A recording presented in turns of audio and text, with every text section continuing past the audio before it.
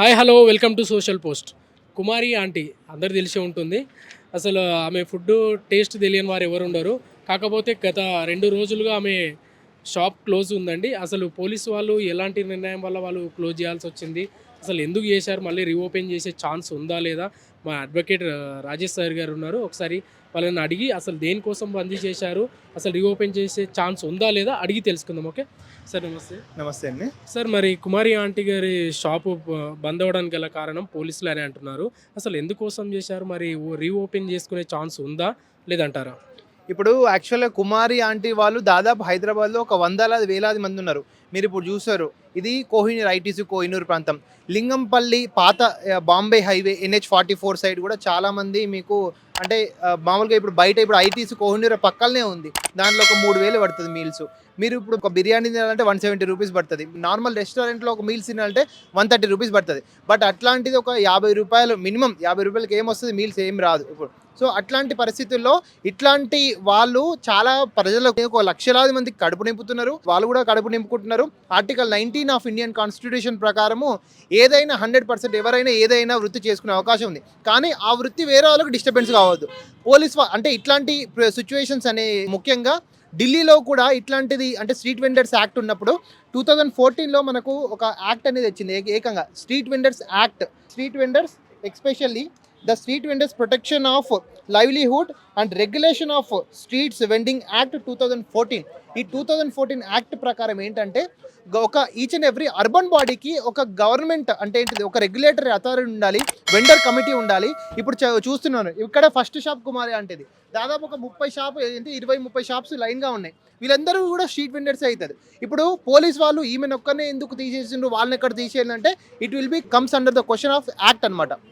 ఇక్కడ మనకి యాక్ట్లో ఏమని చెప్తుంది అంటే యాక్చువల్గా పోలీస్ వాళ్ళు కానీ any law and order any government street వెండర్స్కి 100% అధికారాలు ఇవ్వాలి. వాళ్ళు ఎక్కడైనా అమ్ముకోవచ్చు. ఇది ప్రభుత్వ భూమి. ఇది దుర్గం చెరువు దగ్గర ఆనుకుని ఉన్నాము.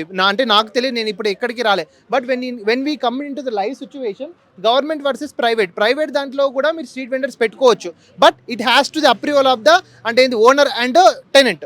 బట్ ఇది గవర్నమెంట్ వాళ్ళకు స్ట్రీట్ వెండర్ యాక్ట్ ప్రకారము ఒక గవర్నమెంట్ బాడీ అంటే టౌన్ వెండింగ్ కమిటీ అని ఉంటుంది. ఆ టౌన్ వెండింగ్ కమిటీలో ఎవరెవరికి స్ట్రీట్ వెండింగ్ సర్టిఫికేట్స్ ఇవ్వాలి, వాళ్ళు ఎంత పే చేయాలి అంటే ఒక మున్సిపల్ కమిషనర్కి ఉంటుంది ఎంత పే చేయాలి. కానీ అదే కమిటీకి ఒకవేళ వీళ్ళు ఏమైనా పబ్లిక్ డిస్టర్బెన్స్ చేసినట్లయితే వాళ్ళను హాల్ట్ చేసేయచ్చు. అంటే ఏంటి, వాళ్ళని కంప్లీట్గా ఇక్కడి నుంచి పోమనడానికి అయితే అధికారం లేదండి. ఓకే, అండ్ ఇంకొకటి ఏంటంటే ఈ స్ట్రీట్ వెండర్స్కి కూడా మనం యాక్చువల్గా చాప్టర్ 8 ప్రకారము prevention of harassment of street vendors. ఇప్పుడు స్ట్రీట్ వెండర్స్ని మామూలుగా పోలీసులు డబ్బులు నెలకు మామూలుగా అడుగుతారు. ఇవన్నింటినీ కూడా దానిలో క్లియర్గా ఈ యాక్ట్లో 2014 యాక్ట్లో క్లియర్గా పొందుపరిచారు. ఈరోజు honourable chief minister for the state of Telangana Revanth Reddy గారు ఏమని చెప్పారంటే 100% వాళ్ళకు రినోవేట్ చేస్తున్నారు. ఆయన కూడా 100% యాక్ట్ ప్రకారమే చేసిండ్రు. We are really thank to the honourable CM. ఇట్లే not only the Kumari aunty, హైదరాబాద్లో దాదాపు వేలాది మంది ఆకలి తీర్చే వందలాది కుమారి ఆంటీలు ఉన్నారు. వాళ్ళను కన్సర్న్ పోలీస్ అథారిటీస్ వాళ్ళు కానీ మున్సిపల్ అథారిటీస్ వాళ్ళని డబ్బుల కోసం వేధిస్తున్నారు. యాక్ట్ సెక్షన్ 8 ప్రకారము, ఇప్పుడు ఈ సెక్షన్ 8 ప్రకారం వీళ్ళు ఏంటంటే వీళ్ళ నుంచి ప్రొటెక్షన్ ఉండాలి. ఇప్పుడు పోలీస్ వాళ్ళు ఏదో తెలుసో తెలియకు నిజంగా ట్రాఫిక్ ఇబ్బంది ఉంటే వాళ్ళు అంటే హాల్ చేసిండొచ్చు. బట్ ఆమెకు రైట్ ఉంది యాక్ట్ ప్రకారం. అవి రేవంత్ రెడ్డి కూడా ఏదో అదేంటి ప్రజా పాలనలో యాక్ట్ని కరెక్ట్గా ఇంప్లిమెంట్ చేసి కుమారి ఆంటీ లాంటి వాళ్ళకి చాలా మందికి న్యాయం చేస్తారు. 100% ఇక్కడ ఏంటంటే it he's to be balanced. Street vendors has to be balance with అనేది ఇప్పుడు దీని ముందే పబ్లిక్ రోడ్ ఉంది. ఆ పబ్లిక్ రోడ్డు వాళ్ళకు డిస్టర్బెన్స్ కాకుండా వీళ్ళు కావాలంటే ఇప్పుడు కొంచెం సొల్యూషన్ ఒక 1-2 మీటర్స్ వెనక్కి వెళ్ళి అంతేగాని ఇక్కడ నుంచి కంప్లీట్గా వాళ్ళని ఎవాక్ట్ చేసే ప్రసక్తి లేదు. కాకపోతే ఇక్కడ చూస్తే మరి అన్ని షాప్స్ ఓపెనే ఉన్నాయి కదా, మరి ఓన్లీ కుమారి ఆంటీ షాప్ మాత్రమే బంద్ చేయడానికి కారణం నేను అదే అంటున్నా. యాక్ట్ ప్రకారము ఇప్పుడు పోలీస్ వాళ్ళకు ట్రాఫిక్ డిస్టర్బెన్స్ అని అనిపించింది. దే నెవర్ సెడ్ దట్ అంటే స్టార్టింగ్లో ఏం జరిగిందో మనకు తెలియదు. కానీ స్టార్టింగ్లో అయితే 2 రోజులు షాప్ క్లోజ్ చేశారు. కానీ యాక్ట్ ప్రకారం ఇక్కడ నుంచి కంప్లీట్గా వెళ్ళిపోవాల్సిన హక్కు ఏం లేదు. ఇంకా నేను చెప్తున్నా, ఇదే కుమారి ఆంటీ దాదాపు ఒక 12 సంవత్సరాలు 30 సంవత్సరాలు ఇదే ప్లేస్లో ఉంటే ఈ ప్లేస్ కూడా 100% కుమారి ఆంటీకే చెల్లుతుందని చెప్తున్నారు లెక్క ప్రకారం. 30 సంవత్సరాలు if any person occupy the government land చట్టం ప్రకారము ఒక గవర్నమెంట్ ల్యాండ్ ఆక్యుపై చేసి 30 సంవత్సరాలు, ఎన్ని సంవత్సరాలు అయిందో తెలియదు. ఒక 10 సంవత్సరాలు ఏంటదమ్మా, 10 సంవత్సరాలు అయింది. ఇంకొక 20 సంవత్సరాలు లైన్గా కుమారి అంటే ఇక్కడ ఉంటే ఈ షాప్ దీంట్లో బిల్డింగ్ 5 అంతస్తుల బిల్డింగ్ కట్టుకున్నా విత్ పర్మిషన్స్ ఇవ్వడేమనికి లేదు. ఆ చట్టాలు అట్లున్నాయి. మరి ఇప్పుడు ఆమెది క్లోజ్ అయింది కదండి, మరి ఇప్పుడు ఆమె రీఓపెన్ చేసుకోవాలంటే చట్టం ఏమన్నా నిర్ణయం తీసుకుంటుందా, లేకపోతే ఈమెనే ఎలాంటి సొల్యూషన్ తీసుకోవాల్సి వస్తుంది? చట్టమే చెప్తుంది 100% అలా బంద్ చేయకూడదు. ఒకవేళ బంద్ చేసినా మళ్ళీ వాళ్ళకి ఇంకొక ఆల్టర్నేటివ్ స్పేస్ అంటే ఏంటిది, ఈ ప్లేస్ కాకపోతే ఇంకొక ప్లేస్ ఆర్ ఈ ప్లేస్ని ఇంకొంచెం బ్యాక్ సైడ్ జరుపుకొని అవకాశాలు అక్కడ పెట్టుకోవాలని ఉంది. కానీ కుమారి అంటే 100% వందలాది మంది కడుపులో అన్నం పెట్టకూడదు అని ఎక్కడా లేదు.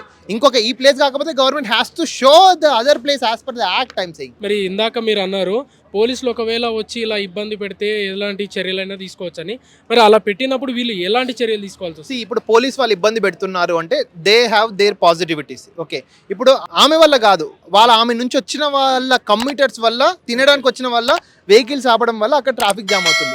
They have their points. ఇక్కడ మనం లా అంటే ఇద్దరు బ్యాలెన్స్ చేయాలి. ఆమెను జడ్జి చేయలేము, పోలీస్ వాళ్ళని జడ్జి చేయలేము. ఏదో సమ్ డిస్టర్బెన్స్ అవుతుంది కాబట్టి they need some time for examination. ఆ ఎగ్జామినేషన్లో మళ్ళీ 2-3 డేస్లో సో ఓకే కొంచెం ముందుకెళ్ళో పక్కకెళ్ళో పెట్టుకుంటే కమ్యూటర్స్కి ఇబ్బంది కాదు. దాదాపు ఇక్కడ ఈ హైటెక్ సిటీలో వేలాది మంది డిపెండ్ అవుతారు ఆమె మీద. అంటే ఇక్కడ ఉన్న ఈ కుమారి అంటే కాకుండా చాలా చోట్ల ఉంటారు కదండి, వాళ్ళు రోడ్ స్ట్రీట్కి పెట్టుకొని ఉంటారు. వాళ్ళకు ఇట్లా జనాల నుంచి కాకుండా పోలీసు వాళ్ళ నుంచి కూడా ఇబ్బంది అయ్యి కొందరు తీస్తున్న వాళ్ళు ఉండొచ్చు, ఇలా రకాలుగా ఉంటాయి కదా. అలాంటి వారు ఎలాంటి చర్యలు తీసుకుంటే దీని నుంచి తప్పించుకోవచ్చు? 100% అట్లాంటి వాళ్ళు ఏం చేయాలంటే, ఇప్పుడు మనకు చూసారు ఈ కేటగిరీస్లో వెండింగ్ అంటే వెండర్ కమిటీ ఉంటుంది. ఆ వెండర్ కమిటీలో municipal commission is sole and responsibility. అతనికి వెళ్ళి ఒక అప్లికేషన్ పెట్టుకుంటే 100% they need to accept as per act. ఒకవేళ యాక్ట్ ప్రకారం వాళ్ళకు ఒక స్ట్రీట్ వెండర్ ప్లేస్ చూపించినట్టయితే హైకోర్టు రిట్ ఆఫ్ మాండమస్కి వెళ్ళి మరి మన స్ట్రీట్ వెండర్ యాప్ని మనం తీసుకోవచ్చు. ఇవి మామూలుగా చూస్తున్నాము ఈచ్ అండ్ ఎవ్రీ గల్లీలో. హైదరాబాద్లో village Monday market, Tuesday market ఉంటుంది. అవి లేకపోతే అక్కడ ఉన్న చచ్చిపోతారు. ఎందుకంటే కూరగాయలు లేక ఏడికని పోతారు హైదరాబాద్. అక్కడ 100% ఇందిరా పార్క్లో ఒక్కటే దొరుకుతాయి. మళ్ళీ హైదరాబాద్ జూబ్లీస్లో ఏడు దొరుకుతాయి, దొరకవు.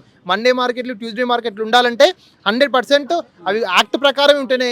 ఏదో వాళ్ళు టైంపాస్కి వచ్చిపోతున్నారు, యాక్టే చెప్తుంది ఉండాలి, స్ట్రీట్ వెండర్స్ ఉండాలని. మరి రీఓపెన్ అయ్యే ఛాన్స్ ఉందా? 100% రీఓపెన్ అవుతుంది. రీఓపెన్ కాకపోతే 100% మేము లీగల్గా సపోర్ట్ చేసి తీసుకొస్తాం. 100% ఎంత టైం పట్టొచ్చు అంటారు? యాక్చువల్గా రేవంత్ రెడ్డి గారు అనౌన్స్ చేశారు కదా, 1-2 డేస్లో మాక్సిమం అంటే అయ్యే అవకాశం ఉంది. ఒకవేళ ఏమన్నా టెక్నికాలిటీస్ మరీ డిలే అయినా మేము హైకోర్టుకి వెళ్ళి మనం ఆమె ప్లేస్ ఆమెకి ఇప్పిస్తాం. అయితే కుమారి ఆంటీ ఫుడ్ లవర్స్ అందరికీ గుడ్ న్యూస్ వచ్చినట్టే. ఇంకో 2-3 డేస్లో మన కుమారి ఆంటీ షాపు రీఓపెన్ అవుతుందంట. అందరు రెడీగా ఉండండి. Thank you for watching.